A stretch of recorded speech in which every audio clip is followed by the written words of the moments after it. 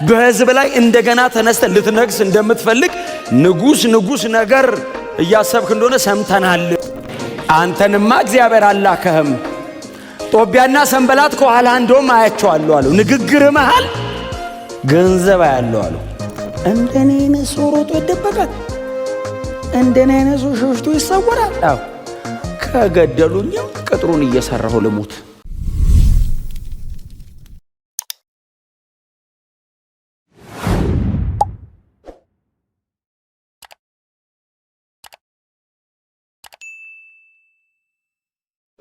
ነህምያ ምዕራፍ 6 ቁጥር 9 ላይ ያለ የጌታ ቃል አብረን እናነባለን። ሁሉም እጃቸው መስራት እስኪሳነው ድረስ ይዝላል፣ ስራውም ሳይጠናቀቅ ይቀራል ብለው በማሰብ ሊያስፈራሩን ሞከሩ።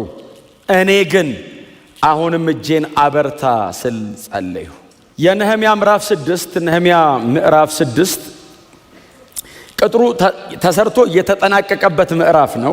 ነህምያ የጀመረውን ቅጥር ሰርቶ ያጠናቀቀበት ምዕራፍ ነው። ምናልባት ከዚህ በኋላ የሚቀረው ነህምያ ከዚህ በኋላ የሚቀረው የቅጥሩ ላይ ያሉ በሮችን ወይንም መዝጊያዎችን ማቆም ብቻ ነው የሚቀረው። ኦልሞስት ወደ 50 ቀናት አካባቢ ፈጅቷል። ቅጥሩ አጠቃላይ 52 ቀን እንደፈጀ ታውቃላችሁና ወደ 50 ቀናት አካባቢ ፈጅቷል።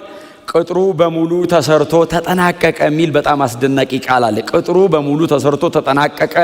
ቅጥሩን ለመስራት ሲጀምሩ የነበረው ምጥ፣ የነበረው ጸሎት፣ የነበረው ንስሐ፣ የማያቋርጡ ቀናቶች በአምላኩ በእግዚአብሔር ፊት መውደቅ፣ ማልቀስ፣ መጮህ፣ በጣም ብዙ ነገር ነበረበት። ቅጥሩ ከመጀመሩ በፊት ወንድሞቹ አናኒና ሌላው ደግሞ ሰው መጥተው ከነገሩት በኋላ ነህምያ ላይ ከብዷል።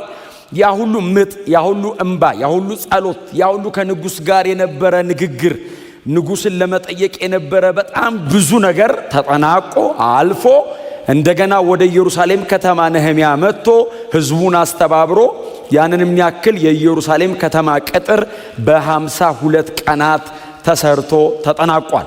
እና አሁን 50 ቀናት አካባቢ ላይ ነው ያለው። በዚህኛው ቀን ላይ የከተማው ወይንም የኢየሩሳሌም ቅጥር ተሰርቶ አለቀ እና በሮቹን ማቆም ነው የቀረ ይላል። ቅጥሩ ተሰርቶ እንደ ተጠናቀቀ፣ ቅጥሩ ተሰርቶ እንዳለቀ ጠላቶቻችን ሰሙ። ቅጥሩ ተሰርቶ እንዳለቀ ጠላቶቻችን ሰሙ። በጣም ነው የሚገርመው በእውነት። ቅጥሩ ሊጀመር ሲል ሰምተዋል። ቅጥሩ ሊጀመር ሲል ሰምተው እንዳይጀመር እንዳይሰራ ጦቢያ፣ ሰንበላጥና አረባዊው ጌሳም በጣም በተቻላቸው መጠን በፕሮፓጋንዳ በንግግር በጣም በብዙ መንገድ ትጥቁን ሊያስፈቱ ታግለውታል።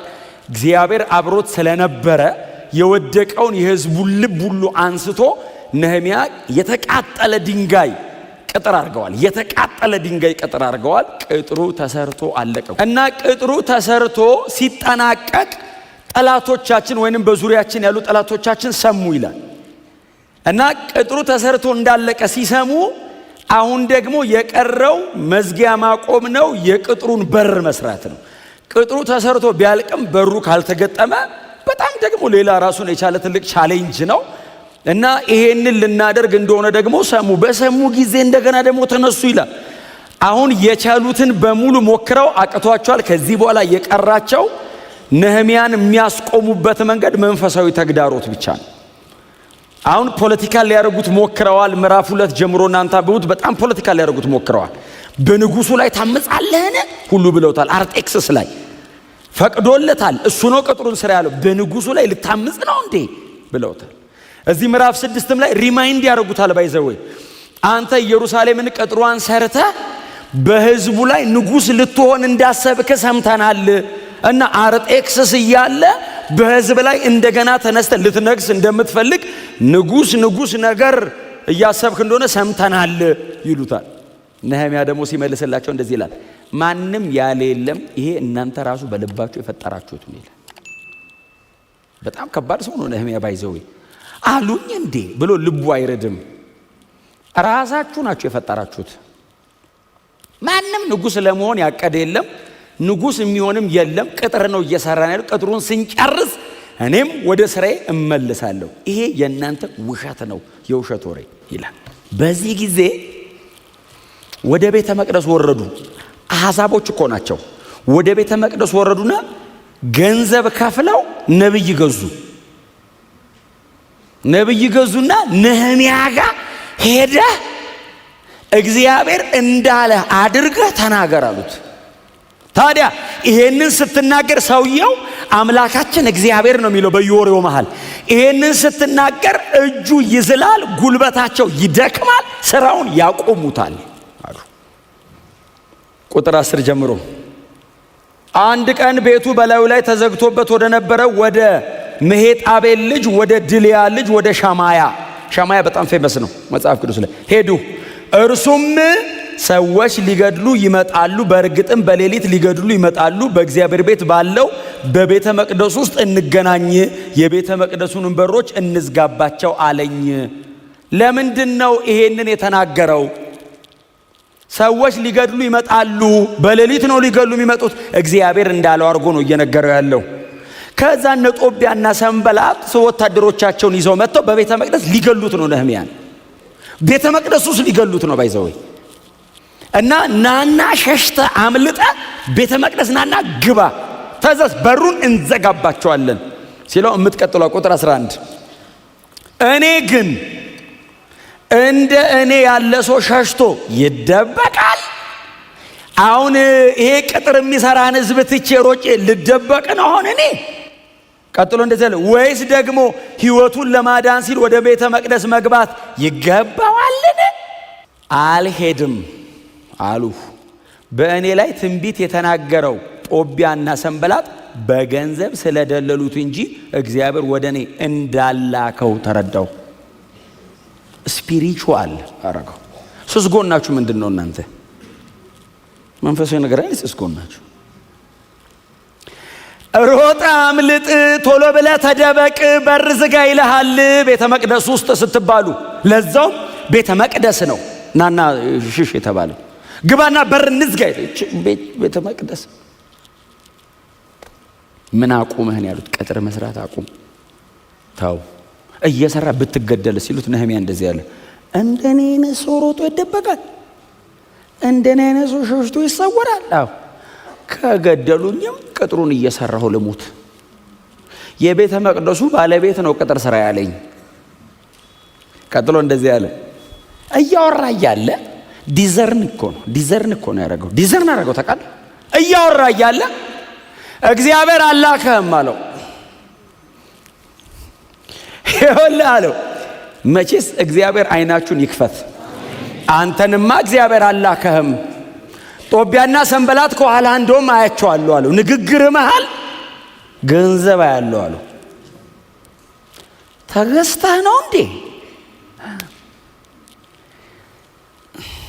የእግዚአብሔር ሰው በገንዘብ ተገዝቶ የእግዚአብሔርን ሰው ሊያስገድል መቼም የእግዚአብሔር የሆነው ነገር ሊገባቸው አይችልም። እነዚህ ሰዎች ታርጌታቸው ነህምያን ማስገደል ብቻ ሳይሆን ነህምያን ቅጥሩን እንዳይሰራ መከልከል ነው። ኢየሩሳሌም ተመልሳ መቆም የለባትም።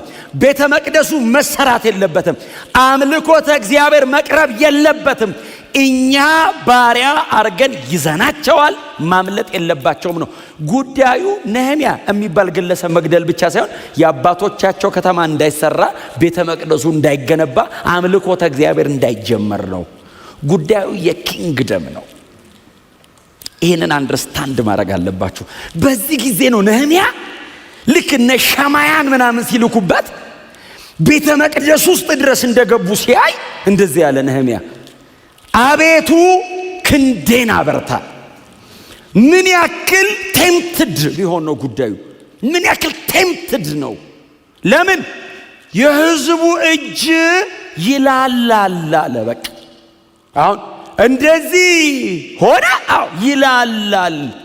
እንዳይሰሩ ለማድረግ ነው ትግሉ። እና አቤቱ እጄን አበርታ። መጽሐፍ ቅዱስ የሚቀጥሉትን ምዕራፎች ማንበብ ነው። ከቁጥር 15 በኋላ ያለው ስታነቡ ቅጥሩ ተሰርቶ ተጠናቀቀ፣ በሮቹም ተገጠሙ። እግዚአብሔር አበረታው። ክንዴን አበርታ ሲል እግዚአብሔር አበረታው። ከስር መጥቶ እግዚአብሔር ደገፈው። የእግዚአብሔር የሆነውን ነገር ስትጀምሩ በእናንተ ህይወት ላይ የእግዚአብሔር የሆነው አጀንዳ ሲጀምር በማትጠብቁት መንገድ ነው ጠላት የሚመጣ። ፖለቲካል አረጉት አልቻሉም፣ ሶሻል አረጉት አልቻሉም፣ ኢኮኖሚካሊ ብሎክ አረጓቸው። ባይዘው ብሎክ የሚበላ እስኪታጣኩ አረጓቸዋል፣ አልቻሏቸው። ሰዎቹ ያን ሁሉ እያለፉ ይሰራሉ። መጨረሻ ላይ አልቲሜትሊ ልናገኛቸው የምንችለው በዚህ ጉዳይ ነው። መጡ፣ አለፉ። ይሄንን አቤቱ ክንዳችንን አበርታ። የመጨረሻ ዘመን ነው፣ የመጨረሻ ሰዓት ነው። ላስት ዴይስ ኢየሱስ በክብር የሚመጣበት ጊዜ ነው። እንዳይላላጃችሁ ቅጥራችንን ሰርተን ጨርሰን መሄድ አለብን። ሰዎች መዳን አለባቸው። ብዙ ሰው መትረፍ አለበት። የተበላሸው የቸርች መልክ መመለስ አለበት። ዲስቶርትድ የሆነ መልክ መመለስ አለበት። ወዳጆቼ መመለስ አለበት፣ መስተካከል አለበት።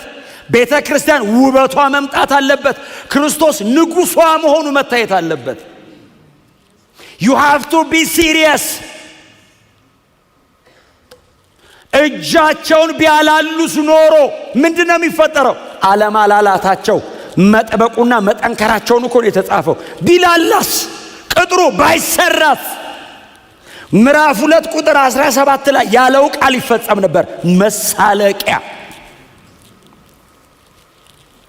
ታርጌቱ ምንድነው? ጠላት መሳለቅ ብል ይኸው እንደዚህ አይነት ወንጌል አለ። አሁን ማስባል ታርጌቱ ከእናንተ ጋር አይደለም፣ ከወንጌል ጋር ነው። ኢየሱስ ከሞተበት ጉዳይ ጋር ነው።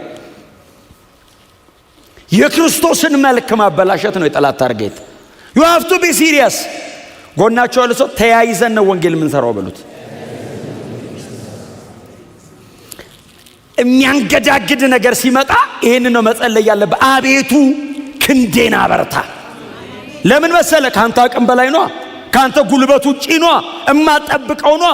ሸማያን እንዴት ይጠብቃል? አሁን ይሄ ሰው ሸማያን ሊቀ ካህን የሆነ ነብይ የሆነ ሰው እንዴት ይጠብቃል? እሱ ቆሞ እንደዚህ ያለው እና ስራውን አቁም እና ተደበቅ ለተወሰነ ጊዜ፣ ከዛስ መምጣታቸው አይቀርም አሉ እና በር ዘግተን ከመጡብን እንይዛለን ሲል አም ሶሪ አሉ። ምን አይነት ዲስአፖይንትመንት! አብረን ቅጥር እንሰራለን ብለን ስናስባለሁ የህዝቡ ልብ ታበረታለ ብዬ ስጠብቅ ልታስገድለኝ አሳልፈ ልሰጠኝ እኔ አሉ። ችግር የለውም አለው። እኔ አንድ ቀን እሞታለሁ አለው። የኢየሩሳሌም ቅጥር ሳይሰራ ይቅር፣ እነ ዙሩባቤል ቤተ መቅደሱን ሳይሰሩት ይታወት መሳለቂያ ይሁን።